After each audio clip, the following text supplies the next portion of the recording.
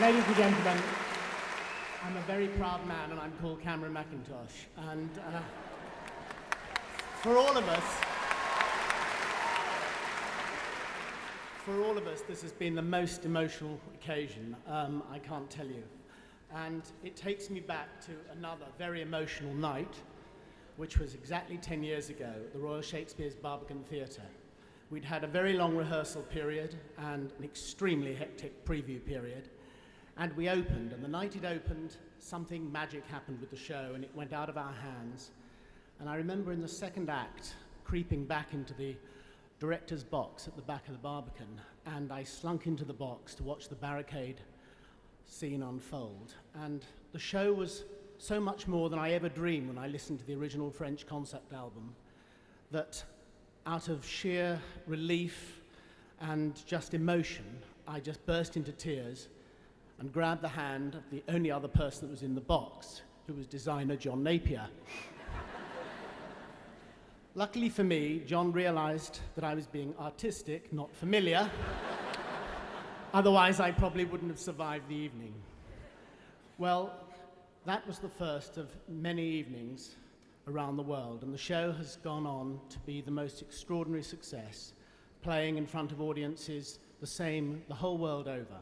It's been seen by over 40 million people in 25 million countries, not yet. Too old. 25 countries, and the reception's always been the same. I can't tell you how much that it means to have worked with all these wonderful artists. I mean, it's quite fashionable in some foreign countries to say that the British musical depends on scenery. Well, tonight triumphantly proved them wrong.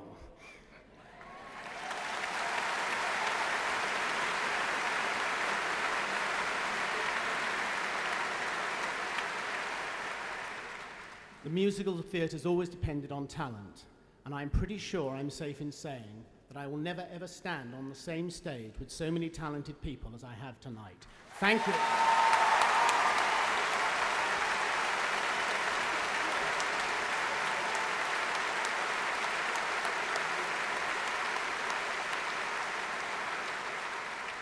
If ever a show has been made by the public, it is this one. So I thank you all for coming, and I'm so thrilled that so many people have come from representing audiences from around the world. My grateful thanks to you all. If I was going to thank everybody involved with this show, we'd be here for another decade. So I'm just going to resist, and I'm just going to say thank you, Victor Hugo, for being out of copyright. And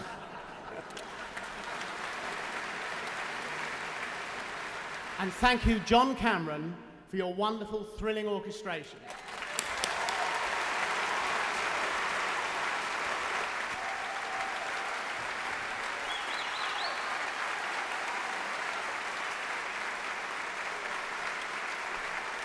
And Herbert Kretzmer for his haunting, beautiful words. Ladies and gentlemen, Herbert Kretzmer.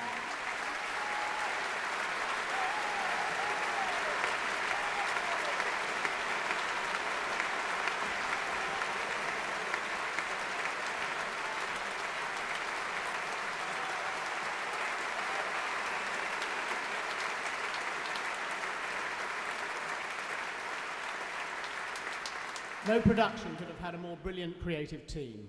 Designers David Hersey, John Napier, Andy Neofitu, and Andrew Bruce surpassed themselves with this production. And under the inspired direction of John Caird and Trevor Nunn, they have given one of the great classic stagings to the British theatre.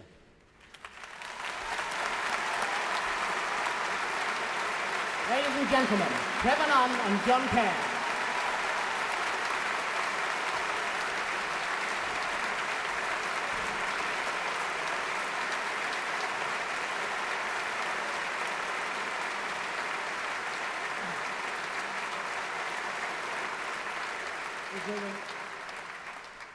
I think if I just blundered in here from outside without knowing what was going on, I'd imagine I was witnessing the end of yet another successful Labour Party conference. Or just possibly the overreaction of producers about to present Cameron Mackintosh's This Is Your Life. As Cameron has just mentioned, 10 years ago, the show started under the banner of the Royal Shakespeare Company. And at that time, it was scurrilously and cruelly suggested that the Royal Shakespeare Company had been relegated to the sidelines and weren't going to be involved in the future of the show. So 10 years on, it gives me gigantic pleasure to be able to say publicly that the Royal Shakespeare Company has benefited to the tune of more than £10 million during that period. And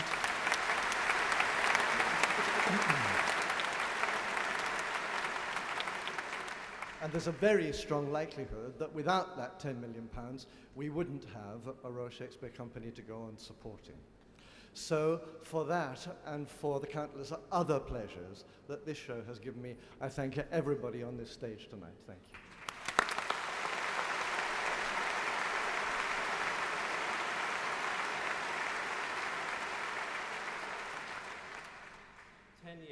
And all those wonderful productions all over the world.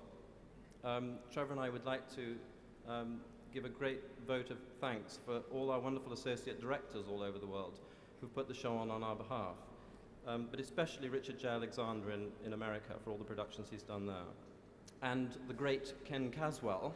Yay. Come up, Ken.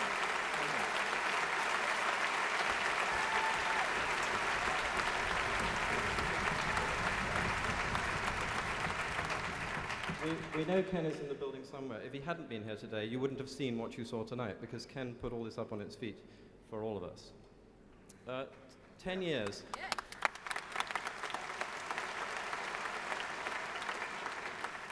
10 years on, and as Cameron says, one of the great privileges of working on Les Miserables all over the world is the extraordinary number of friends we've all made. And it would have been lovely if they had all been able to come here tonight. But if everybody who'd ever performed in Les Mis had made it tonight, we'd have had to take a larger arena than the Royal Albert Hall. So Trevor and I have decided that we're going to extend an invitation to all of them on Cameron's behalf. Cameron doesn't know about this yet. It's going to be a bit of a shock to him. But, and you're all invited too. And the date will be the 8th of October, 2005. For the 20th anniversary of Les Miserables in Wembley Stadium.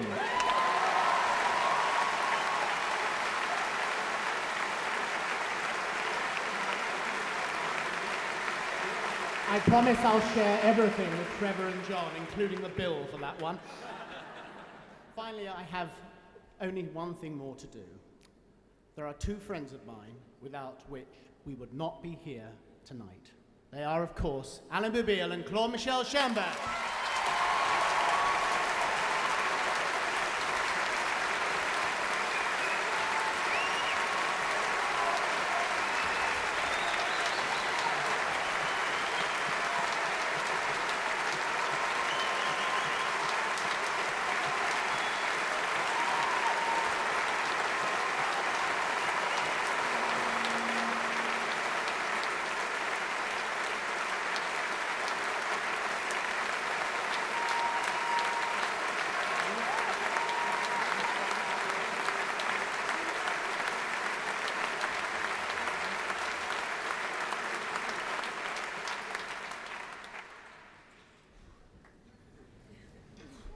What an evening.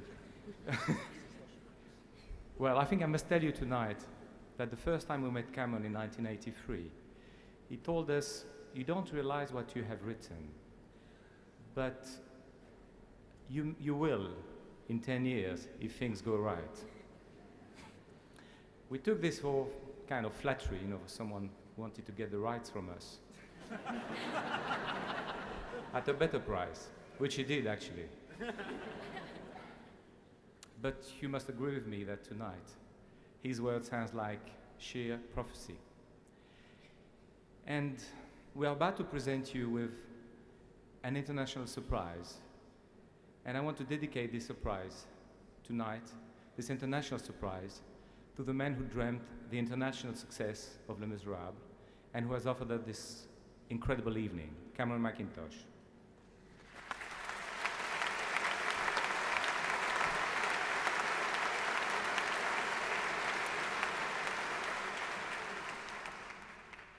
One day I have to face the fact that I have to write the finale of Act 1. It was a nightmare. It was a huge traffic jam in my head because I have to put together all the characters of the show in only one song. It took me months and months. But when Cameron told me that tonight we're going to have 17 Jean Valjean from 17 countries singing in their own language all together, I was in a state of panic. So we're trying something, and ladies and gentlemen, from all over the world, these are the Jean Valjeans coming out.